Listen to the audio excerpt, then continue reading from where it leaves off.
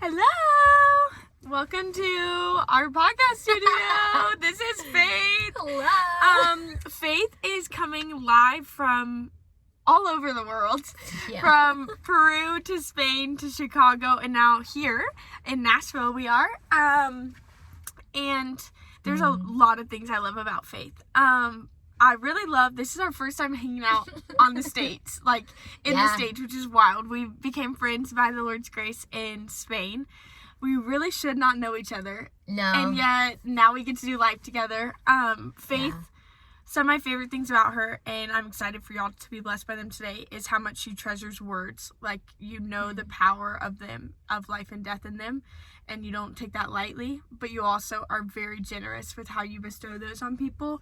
She writes the most beautiful poetry ever, and she's just a bundle of joy, even in heavy things. So I'm proud to know you, and I'm excited to have you today. You're totally right in that we shouldn't really know each other. No.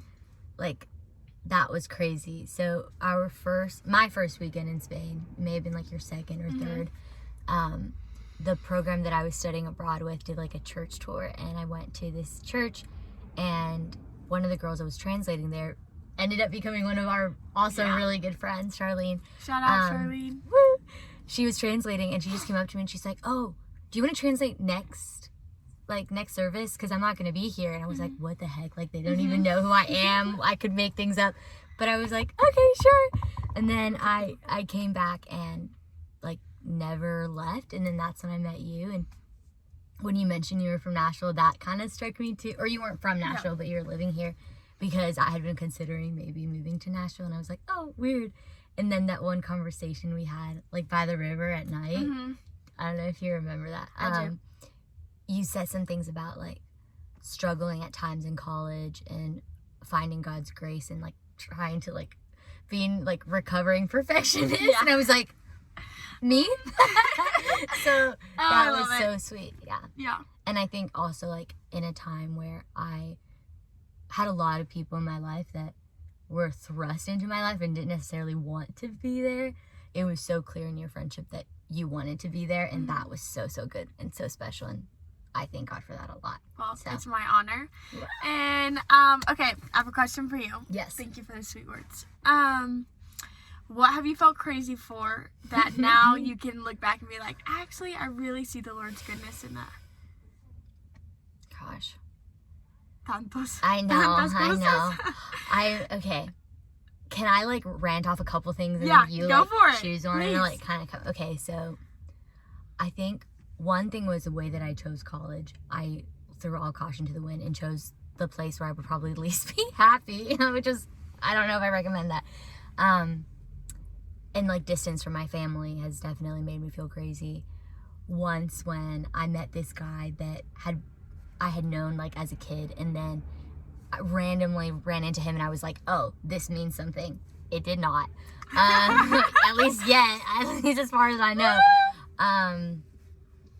I think also times I felt crazy is when I have like justified like not giving up on people when it was clear that God didn't have them for me, and that they weren't mine to worry about and invest in, because I had tried and it just wasn't gonna go that way. But I was like, no. I love those. Those are all beautiful examples about like shift in perspective over time, but those are not easy things, like those 3 things that you've walked through. Yeah. I guess my question in follow-up, like, how have you come to the conclusion that you weren't crazy for those things? Like, how did you persevere through those hard things to be able to see on the other side of it now, like to be able to give those as examples and not from a place of like maybe bitterness about like those, or like they still have a hold on me. I heard somebody say once that like time doesn't heal, God does. And I think that's very true, but at the same time sometimes I look back and I'm like, oh, it's like when you have a cold and then you look back and you're like, oh, I had a cold and I'm like fine now, and you like forget that you went through that, and like you're like, oh, I mean, thank you, you know, like you forget that to be grateful. It's kind of like that, I think, with time. I also am not convinced that I'm not crazy. I feel like maybe what we call crazy is just being human. And being comforted also by especially Psalms where David is very much crazy, and I'm like, oh, God knows this. He can handle this. So, like, yes and no. Like, on the one hand, I think we all struggle with things that we're like, a normal person wouldn't struggle with this. But I think, like, that is normal. So it's, like, not crazy, but maybe it is kind of crazy, but it's just human. Yeah. Yeah. I love that. That was the first thing when I had my dad on here. He was like, well, I am crazy. And I was like, honestly, I am too. So I think, though, to live alive in a world that feels like it's sleeping in a lot of ways, like to numb out pain or hard things, like people not being the right person, or to just distract with busy. Like, it really is pretty crazy to be alive. Like, to really choose to live fully in all the emotions all the time. What is something that you do on the heart level and something you do at the hands, like practical level, each day to just, like, gain that perspective of, like, yeah, I might be crazy, but I'm really just human, and I'm really loved by the Lord in all these things? I write a lot, which I know you know. I sometimes I write prayers because sometimes I can't focus, and something I've been doing recently is, like, being very purposeful and coming to God as I am and not as I think I should be or as he wants me to be, because then I just end up not going to him because I'm never as I think I should be. And I'm never going to be worthy of him. So, like, that doesn't really work out as a goal. Being honest and telling him how I feel, even when I'm like, why do I have the audacity to tell God that? He knows, you know. So I might as well.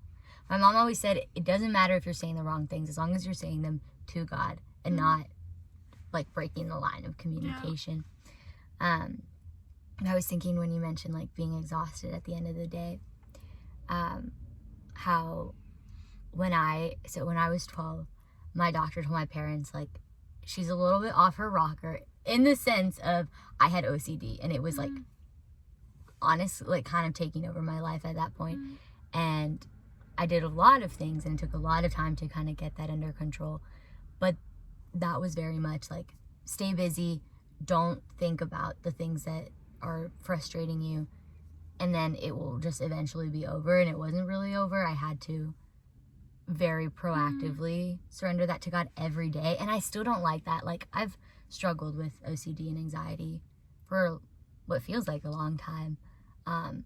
And sometimes I still get a little bit, like, just bothered knowing that that is a daily thing that I have to battle. It's never over. And sometimes I'm like, gosh, can I take a vacation? Like, this sucks. From my own brain. Sometimes I'm like, Lord, deliver me from my own brain just for, like, an hour.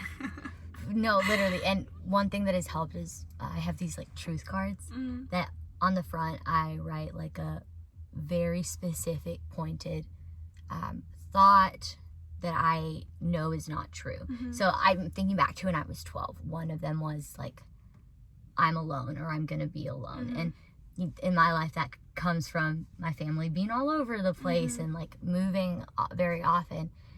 Whatever people go through, it comes from their own thing. But something, like, very specific like that. And then on the back, I had scripture where God told me that I wouldn't be alone. And where he told me that he would be there, and that I was known and wanted, and I always would be, and that I couldn't do anything to change that. And so I literally, like, practicing for a quiz, I trained myself. So that when those things would come up, instead of being like, oh my gosh, like, what is wrong with me, or believing that, instead I knew to say what he would say to me, because it really is what he's saying to me. And that that's so good. was very freeing, and is. I love that. Okay, if you had one, like, a 30-second, you're talking just to one person watching this, what encouragement are you giving them from what you're learning in life right now? Right now, I'm learning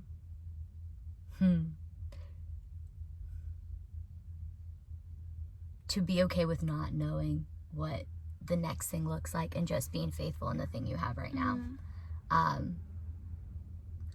I always find it super ironic because my name is Faith, and I struggle with faith a lot. I always just want to know. But sometimes I think I put so much effort into worrying about the things that I don't know, that I forget that today is, I probably have things that I prayed for a while back, and then I don't enjoy that, and I don't, I'm not grateful for that because I'm just thinking of the next thing. So enjoying where you are right now, and instead of worrying about what you're not sure is going to happen or will happen, won't happen, what is the next step, being faithful in what you have now. Yeah. You do it far more beautifully than you know. Oh, yeah, you do. I struggle every day. She does. I need you guys to follow her on Instagram just so you can see the beautiful words that she posts about processing life, and it's just true of who you are. So thanks for coming on here. Yes. And thanks for listening. I've never been on a podcast before. Oh, well, it's very fancy, you know. Just be careful if you get asked again. Just tell them, you know, if it's not like Cambri's, I can't do it. I'm kidding. We love you tons from our Carb Podcast Mobile. And we hope you have the best weekend ever. And we're sending un beso for you. Ciao. Bye.